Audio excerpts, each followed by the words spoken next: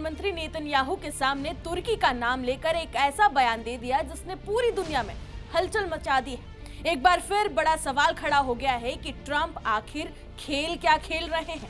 Florida में Netanyahu के सामने प्रेस कॉन्फ्रेंस करते हुए ट्रंप ने अचानक तुर्की के राष्ट्रपति की तारीफ करना शुरू कर दी।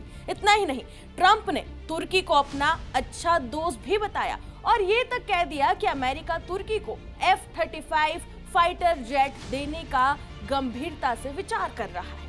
अब ये बयान इजराइल के लिए किसी झटके से कम नहीं था, क्योंकि तुर्की और इजराइल के रिश्ते लंबे समय से तनावपूर्ण रहे हैं। सीरिया, गाजा और पूर्वी भूमध्य सागर में दोनों देशों के हित सीधे टकराते हुए नजर आए हैं और ये पूरी दुनिया ने देखा है। वहीं याद दिला दे कि 2019 में अमेरिका ने तुर्की को F-35 प्रोग्राम से बाहर कर दिया था, क्योंकि तब तुर्की ने रूस से S-400 मिसाइल सिस्टम खरीदा था। इससे अमेरिका भड़क गया था। लेकिन अब ट्रंप का ये यू टर्न कई बड़े सवाल खड़े कर रहा है। क्या अमेरिका एक बार फिर तुर्की को ताकतवर बना रहा है? क्या इससे इजराइल की क्षेत्रीय सैन्य बढ़त को खतरा पैदा हो सकता है? और क्या यही वजह है कि नेतन्याहू इस बयान से इतने ज्यादा नाराज हो गए हैं?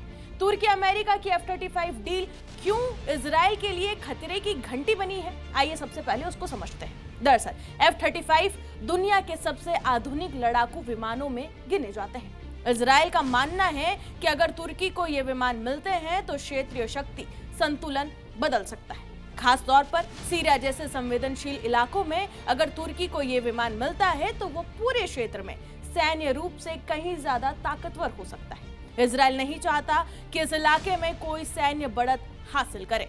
इजराइल और तुर्की टकराव की असली जड़ क्या है, उस पर अब एक नजर डाल लेते हैं। दरअसल इजराइल और तुर्की के बीच तनाव केवल हथियारों तक सीमित नहीं है। सीरिया, गाजा और पूरे पूर्वी भूमध्य सागर में दोनों देशों के हित टकराते हैं।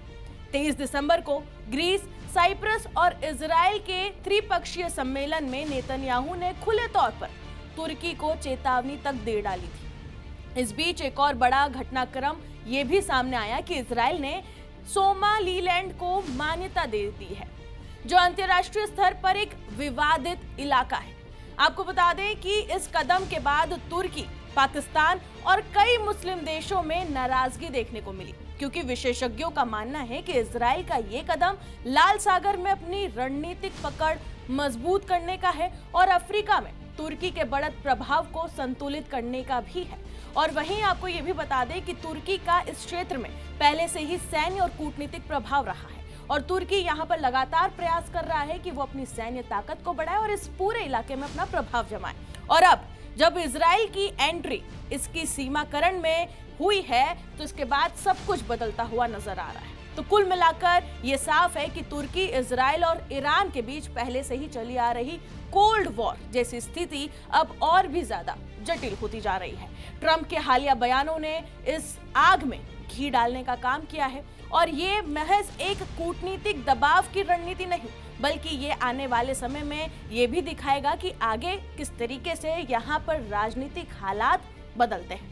लेकिन इतना तो तय है कि पश्चिम एशिया एक बार फिर से किसी बड़े भू राजनीतिक मोड़ की ओर बढ़ रहा है। देखना यह होगा कि ट्रंप के इस बयान के बाद इजराइल और तुर्की किस तरीके से अपने एक्शन को आगे सामने दिखाते हैं। इस रिपोर्ट पर आपकी क्या राय है, कमेंट सेक्शन में जरूर बताएं और बाकी तमाम खबरों के लिए जुड़े रहें जी न्यूज़ के साथ।